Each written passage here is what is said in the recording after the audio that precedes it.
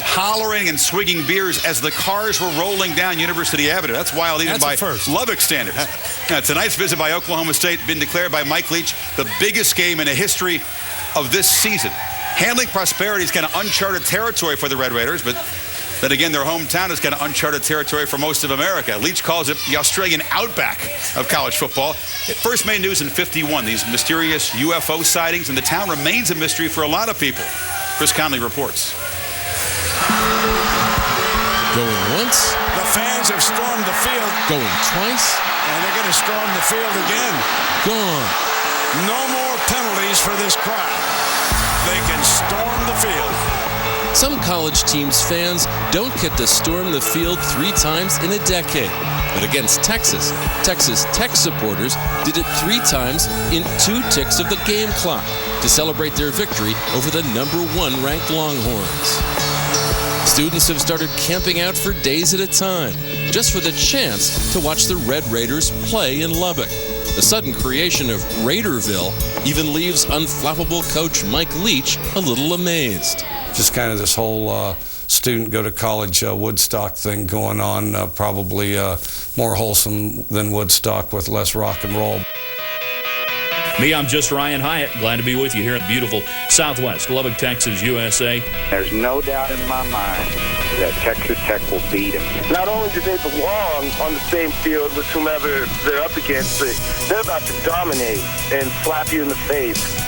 In a manner reminiscent of Friday Night Lights, focusing on the Red Raiders is a way of life in this long way from anywhere West Texas town.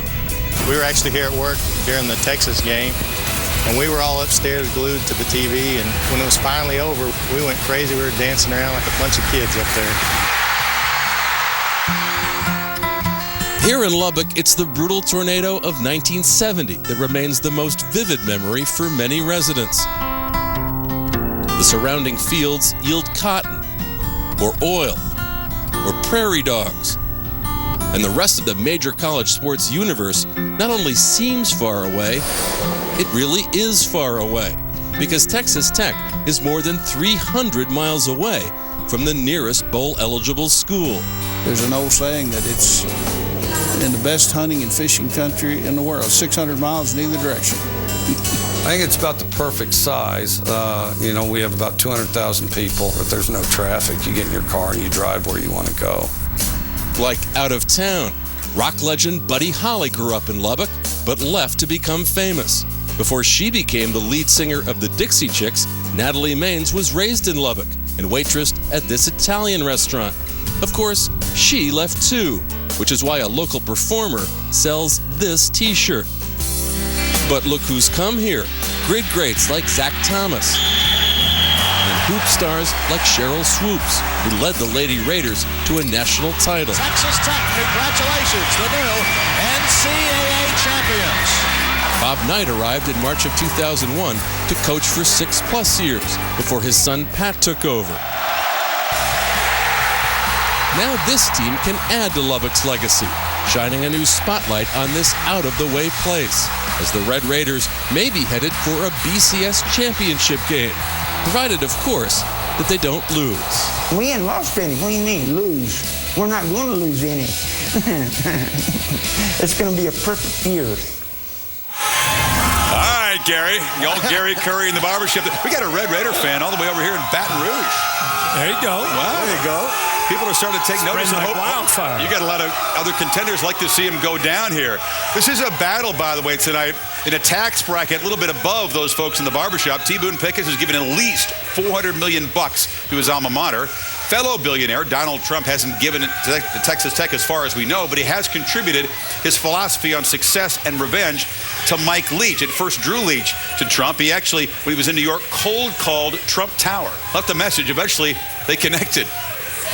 Mike, you're a friend of mine. You're a great coach. Don't do anything different. Just do whatever you've been doing, because whatever it is, it works. You're an amazing guy. Motivate those players. You may very well come out with a victory. Just told us, just encouraged our team and me, and they, that's what's great, and that's part of what makes it work for him. I mean, he's the ultimate confident, optimistic guy, and So if anybody having a bad day, a little time with Donald Trump, that'll straighten it out. They got little different hairstyles, and Mike didn't own a tie, but you can see that the philosophy of Trump, you can see a white might connect with Leach. There'll always be people that will say you can't do it, don't have the pedigree, education, or the connections to do what others have done. By being better than yesterday, you find yourself doing much better than anyone expected or believed. After all, isn't it doing your own way, humbling people along the way, the best revenge? Leach kind of does it his own way, does it differently, and that's why he connected with Donald Trump. Last year, it was a wild shootout down there in Stillwater. I mean, an offensive show for the ages.